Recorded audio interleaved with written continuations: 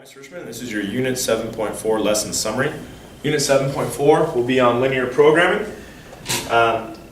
This last section will kind of take all the skills you've learned in pretty much all of Math 1 so far, but especially in Chapter 7, Unit 7, and kind of put them all together and give you a word problem where you get to take the role of a business owner or someone who's doing the financial planning for a business and is going to help take the situations that they have and help them maximize their profits. So there are a lot of steps to this, so being careful is going to be important. Paying attention to the variables, defining the variables, being able to identify constraints, graphing inequalities, all the skills are put together here. So what I've done is I've taken the steps for linear programming and wrote them down for you. They don't have to be done exactly in this order, it's just the suggested order I have for you. And we're going to try that with the example here on the right. So the first thing I want you to do in linear programming problems is define your variables. Because without the variables, the problem itself is extremely confusing. Once you know the variables, you can write the constraints or the inequalities for the problem. Every business is going to have limitations to what they can do. That's the inequalities I'm writing. They only have so many hours that they can work in a week or a day. They only have so much factory space, room to store the things they make. They only have so much supplies or money that they can spend on supplies to make the product. So you're going to look for all that and create inequalities to represent it. Then there's going to be a profit expression or an objective function. That will be the equation to help calculate the profit the business makes. So that will usually talk about how much money they sell the product for. So you want to look for that and kind of keep that aside to be your profit expression or equation. Okay? Once we have all that written, the hard part really is done. Then we're going to graph the inequalities on a graph, do our shading, and then find the corners, the corner points of our shading, identify those points, and those are likely to be our max or min in any of these type of linear programming problems. After I've identified those, I will take them and plug them into my profit expression or my profit function or equation and find which one produces the most money and maximizes the profits for the company. So let's try it for this. So we're starting with a smaller example. Obviously, we're not running a business yet in our life, but hopefully soon. So we're starting with a little part-time job for Tony here. He mows lawns and trims shrubbery to make extra money. It takes him 30 minutes to mow lawns and 60 minutes to trim shrubbery. So you can already see the job requires time. And I'm sure Tony only has a certain amount of time in the day that he can do this, a certain amount of time in the week. So that's already setting up your first constraint. And then there it is. It says Tony can spend no more than 20 hours a week on his landscaping business because of school. He can afford to buy enough gas for the mower to mow no more than 14 lawns a week.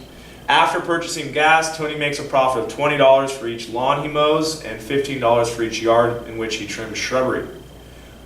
How many lawns should Tony mow and how many shrubbery trimming jobs should he do to maximize profits? So you can see lots and lots of information here. I suggest always you read the last sentence. How many lawns should Tony mow and how many shrubbery trimming jobs should he do to maximize the profits? That is my variables. Whatever that is that you're trying to find, the last question of the problem is your variables. So I'm going to do N for lawn mowing jobs. Make S shrubbery trimming jobs.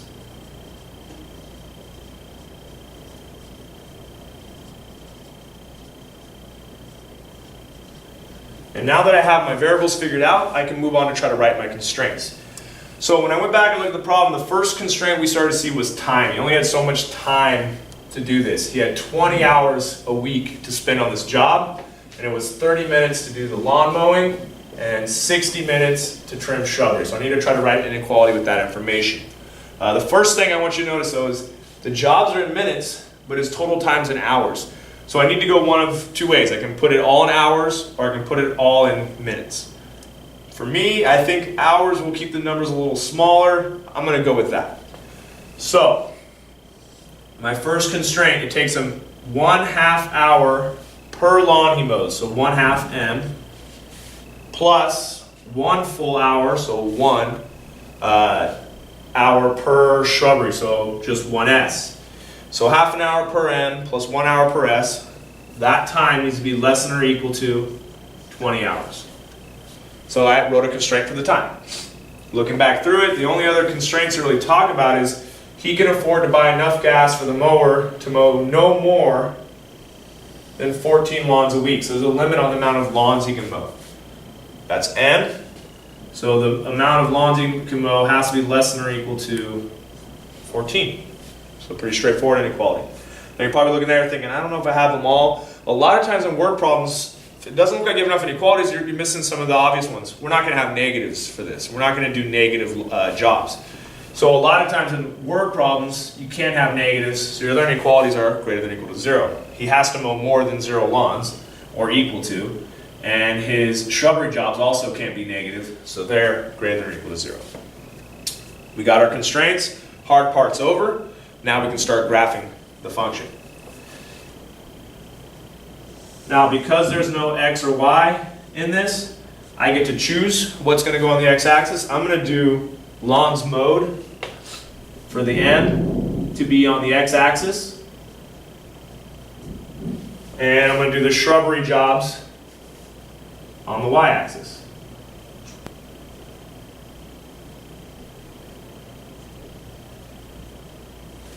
And now I just need to graph the inequalities. So m greater than or equal to 0 would be a horizontal line shaded above. So I've already kind of made that just by making this quadrant 1. And s greater than or equal to 0 would be a vertical line going to the right. So I already have that. So just by making a quadrant 1 graph for this situation, I've taken care of these two inequalities. It would be shaded to the right and above these. It's really these two that I need to focus on now. So I'm going to do half of m plus s less than or equal to 20 first. That's in standard form. I'm going to graph that by doing x and y intercepts, or in this case, m and s intercepts. I'm going to make s 0, cover it up, and solve. Half of m is less than or equal to 20.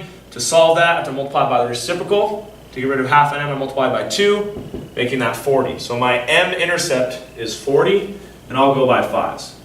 Let's go 5, 10, 15, 20, and go to 40. So there's my first intercept. My m-intercept is 40. Now I can cover up a 0 for m and find my s-intercept, which is 20.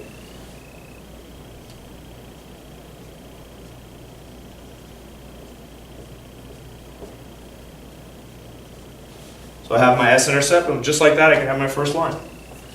Use a straight edge. If you have it, draw a nice straight line. Okay, this is graphed, so I'm shading below this line. Okay, I already have my vertical line, I'm shading to the right of that. And I have my horizontal line, which I'm shading above. So as of right now, it's basically this, let me move this little shaded triangle area. But I have to put my last constraint, m less than or equal to 14. Hard to think about that, but m is lawns mowed, so that's x. So this is really like having x less than or equal to 14. And x makes a vertical line, so this one would make a vertical line. 5, 10, 15. And a little bit before that would make it 14, and it's a vertical line going up. M is less than that, so I should shade to the left of that line, thereby constricting my shaded region to where all 4 arrows are going. I can see that now, and I can go ahead and shade in that region. Okay? At this point now, I just need the vertices. I need to find the vertices of the solution region, the shaded region. The corners of the shape are down here at 0, 0, 14, 0, 0, 20.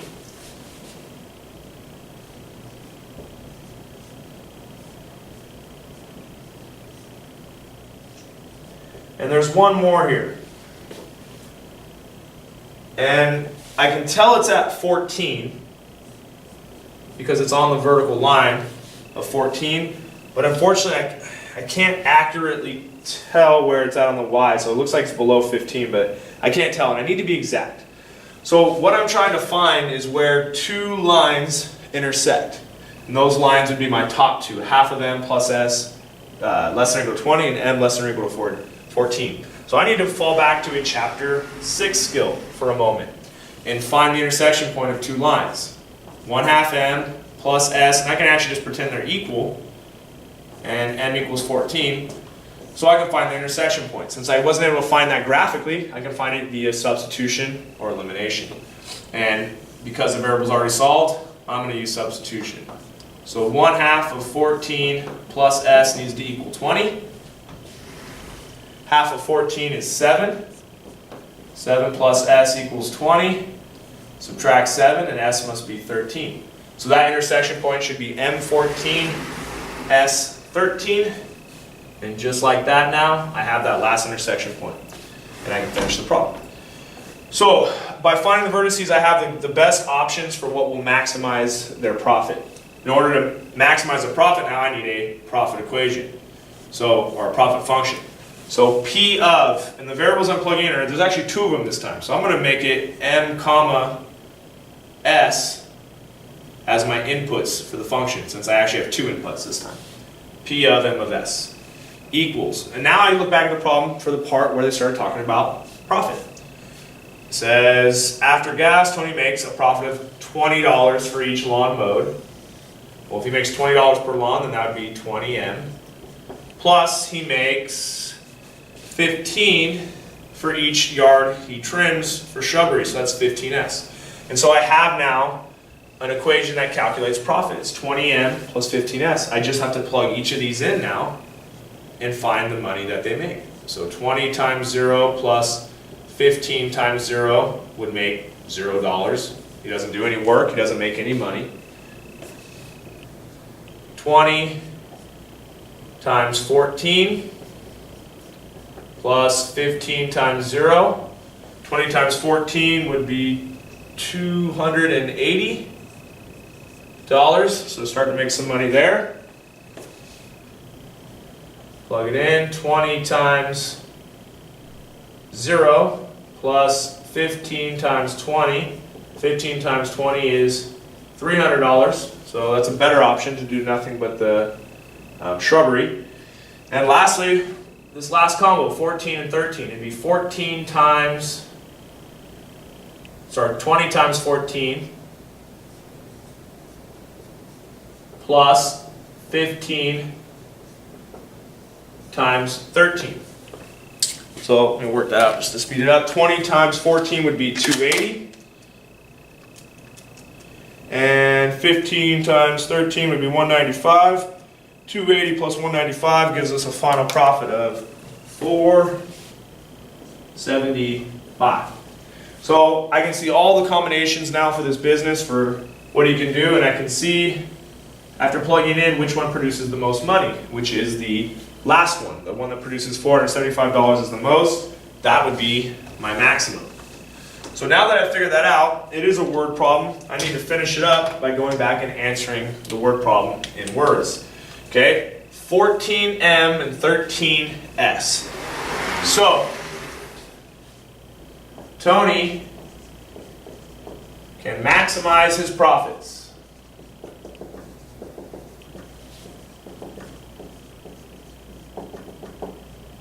by doing 14 mowing jobs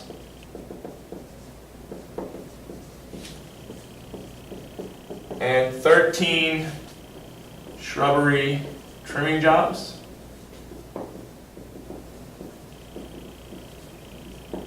So that's the combination you should do to maximize his profit. So again, Tony can maximize his profits by doing 14 mowing jobs and 13 shrubbery trimming jobs.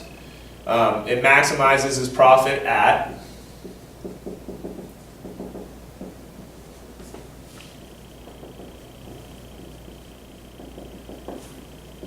and then check again. Maximizes his profit at $475. And this situation was on a per week basis, so I'll go ahead and add that in. So his business right now is a little part-time, 20-hour week business, is pulling in $475 per week. So not a bad take home there. So hopefully this helps you with the process. It's definitely not an easy problem. There's a lot of steps to it. But it's a very applicable math problem. It's things that we do in business and things that we do in the world when we have constraints. So again, to summarize, start by defining the variables, which you can get by reading the last sentence. M and S, we define that. Then we write inequalities represent the problem situation. The constraints were on time, and then the gasoline restricted the amount of lawns we can mow. So that helped me create the 2 main constraints. And then you usually have constraints involving 0, having to be above 0, and having no negatives. We wrote a profit expression over here by taking the profit portion of the word problem. You can tell that because they start to mention profit, or they talk about what they sell it for. We graph the inequalities. Okay, a lot of times you got to use X and Y intercepts, so hopefully we're getting good at that by now. We do our shading by following the inequality signs. We label the vertices of the solution region. Okay, sometimes there's a little extra work there. You got to solve a system of equations to get that substitution elimination, or have a really, really accurate graph. And then we plug them in to the profit function, each of them. Found the one that made the most money, and that is our maximum. And then don't forget to go back and write your answer, your final answer in words, because it's a word problem. All right, good luck with the test. Definitely want to try this a few times because it is a long process, it's a tough process, but I know you can do it. Thank you.